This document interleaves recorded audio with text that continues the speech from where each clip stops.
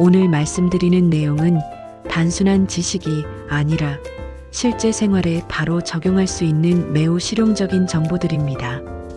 많은 분들이 잠을 충분히 잤는데도 개운하지 않거나 매일 식사를 하는데도 체력이 떨어지는 이유가 무엇인지 궁금해 하시는데, 사실 이 모든 것의 핵심에는 영양 흡수 능력과 몸속 영양 균형이 자리하고 있으며, 어떤 영양소가 부족해도 피로감이 높아지고 면역력이 떨어지고 기분까지 가라앉을 수 있기 때문에 우리는 나이에 맞는 영양 관리가 필요하고, 이를 통해 몸의 기능을 되살릴 수 있습니다.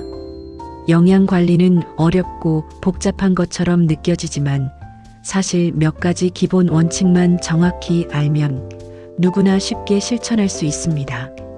먼저 첫 번째로 말씀드릴 영양소는 단백질입니다. 단백질은 단순히 근육을 만드는 요소일 뿐만 아니라 우리 몸 곳곳에서 여러 가지 역할을 하는 만능 재료라고 할 수 있습니다.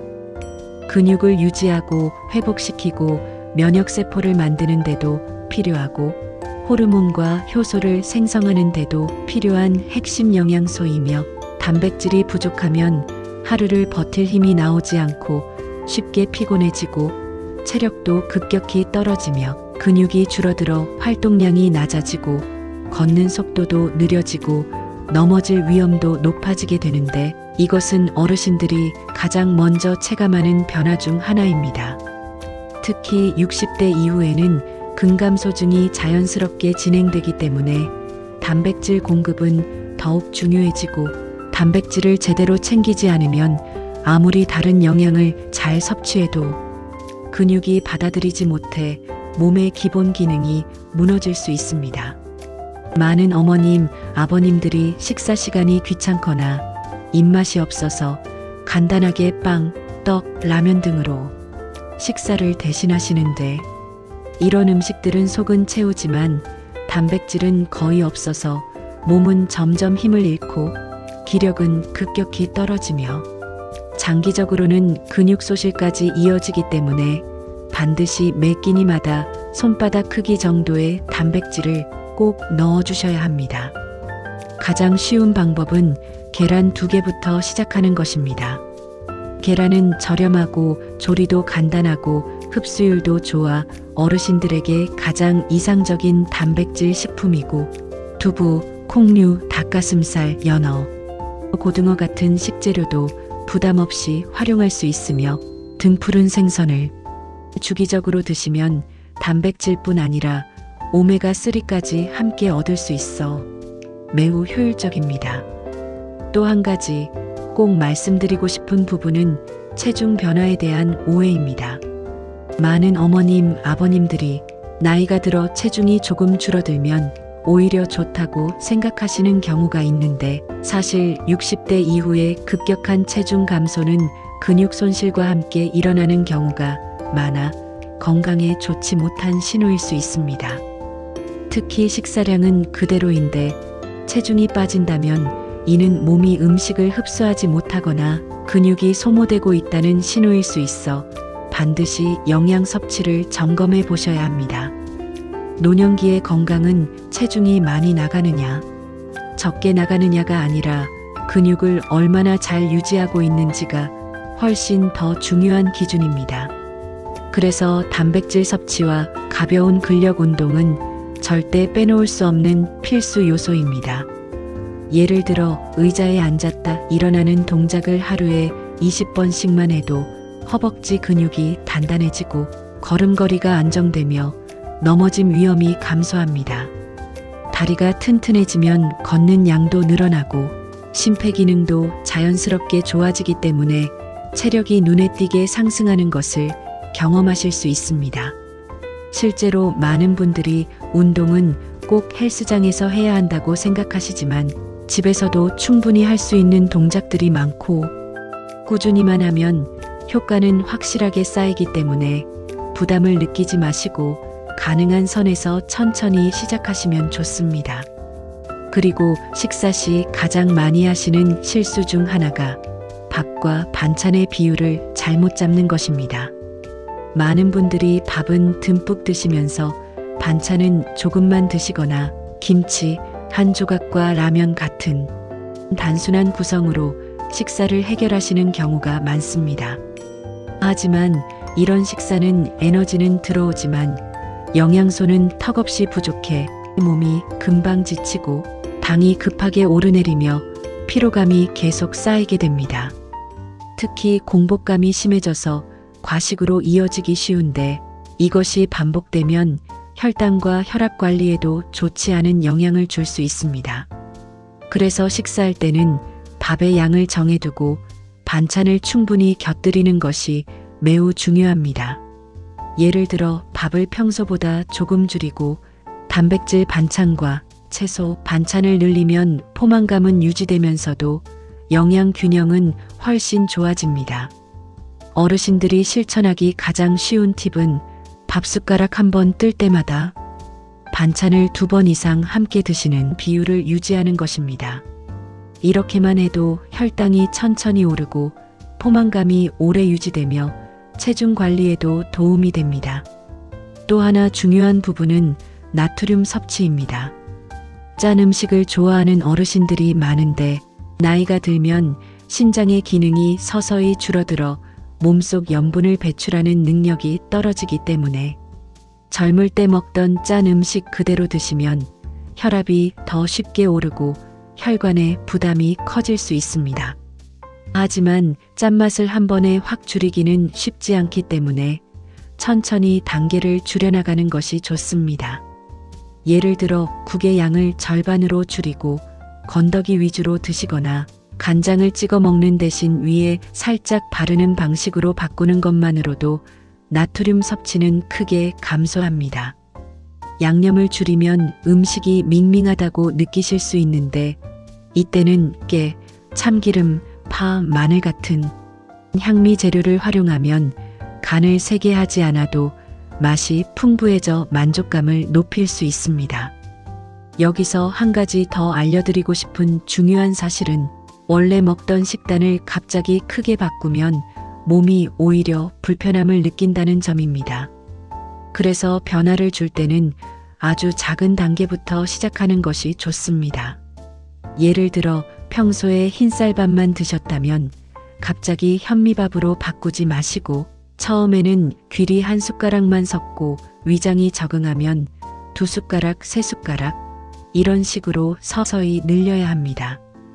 이런 방식으로 변화를 주면 배탈이나 소화 불편 없이 자연스럽게 건강한 식단으로 넘어가실 수 있습니다. 변화는 무리하게 하는 것이 아니라 몸이 이해하도록 천천히 설명하듯이 진행하는 것이 가장 좋은 방법입니다. 또한 나이가 들수록 물 섭취는 정말 중요합니다. 우리 몸은 나이가 들면 갈증을 잘 느끼지 못해 물을 잘 마시지 않게 되고 그러다 보면 만성 탈수에 빠지기 쉽습니다. 만성 탈수는 어지러움, 두통, 피로감, 집중력 저하, 변비, 가래가 끈적해지는 증상 등 아주 다양한 문제를 일으킵니다. 특히 혈액이 걸쭉해져 혈액순환이 나빠지고 이로 인해 몸 전체의 기능이 떨어지게 됩니다.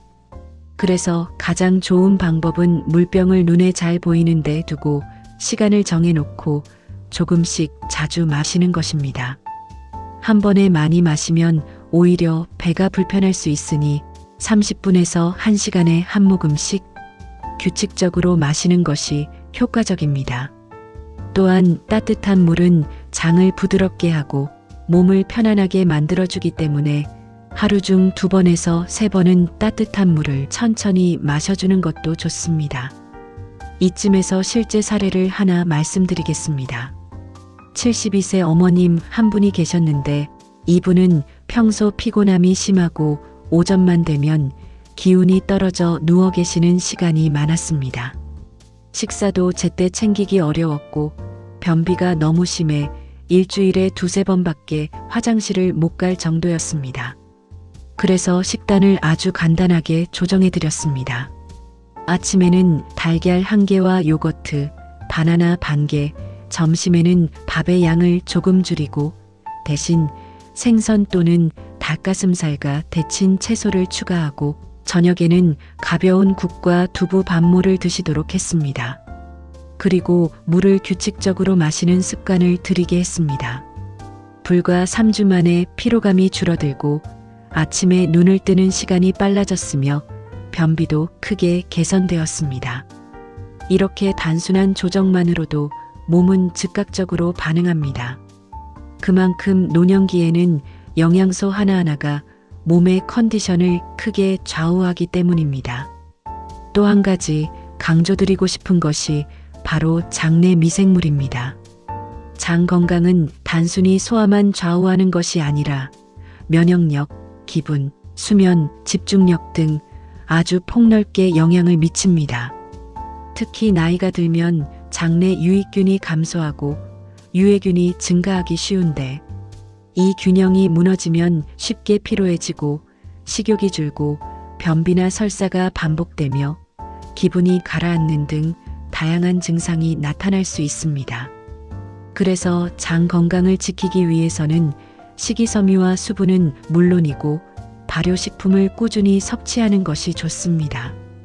김치, 청국장, 요거트, 된장 등 전통 발효식품은 장에 좋은 균을 공급해줘 소화를 돕고 장 운동을 활발하게 만들어줍니다. 하지만 위장이 민감한 분들은 처음부터 많이 드시기보다는 작은 양부터 시작하는 것이 좋습니다. 또 하나 많은 어르신들이 놓치는 부분이 간식입니다. 간식이라고 하면 보통 빵, 과자, 떡, 아이스크림 같은 당분 위주의 음식들을 떠올리는데 이런 것들은 혈당을 순간적으로 올렸다가 빠르게 떨어뜨리기 때문에 오히려 더 피곤함을 유발할 수 있습니다.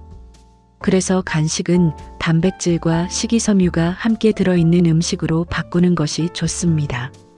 예를 들어 삶은 달걀, 견과류 한 줌, 플레인 요거트, 바나나 반개 등은 간식을 먹더라도 혈당이 안정적으로 유지되기 때문에 에너지 변동이 적고 포만감도 오래갑니다.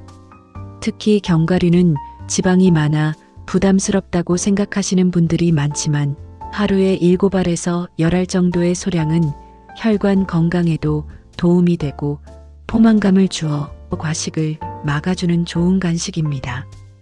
이어서 운동과 영양의 관계를 말씀드리자면 운동은 단백질을 효율적으로 활용하게 해주는 중요한 역할을 합니다. 단백질을 아무리 잘 챙겨 먹어도 몸이 사용하지 않으면 근육이 만들어지지 않기 때문입니다. 그래서 식단을 조정하면서 방금 말씀드린 앉았다 일어나기, 가벼운 걷기, 스트레칭 같은 가벼운 운동을 함께 해주면 시너지 효과가 매우 크게 나타납니다. 특히 아침 공복 상태에서 10분만 걷는 것도 신진대사를 깨우는데 큰 도움이 됩니다. 운동을 무리하게 하실 필요는 없습니다. 숨이 너무 차지 않을 정도에서 편안한 호흡으로 할 수 있는 운동이 가장 좋습니다. 꾸준함이 무엇보다 중요합니다. 또한 수면 역시 영양과 때려야 뗄 수 없는 관계입니다. 수면의 질이 떨어지면 아무리 잘 먹어도 몸이 회복되지 않기 때문에 항상 피곤하고 면역력이 떨어지게 됩니다. 특히 늦은 시간에 과식을 하거나 카페인이 들어간 음료를 마시는 것은 수면의 질을 크게 떨어뜨립니다. 그래서 저녁 식사는 가볍게 하시고 커피는 오후 3시 이후에는 피하는 것이 좋습니다. 따뜻한 차나 물을 마시며 몸을 안정시키는 것도 수면에 도움이 됩니다.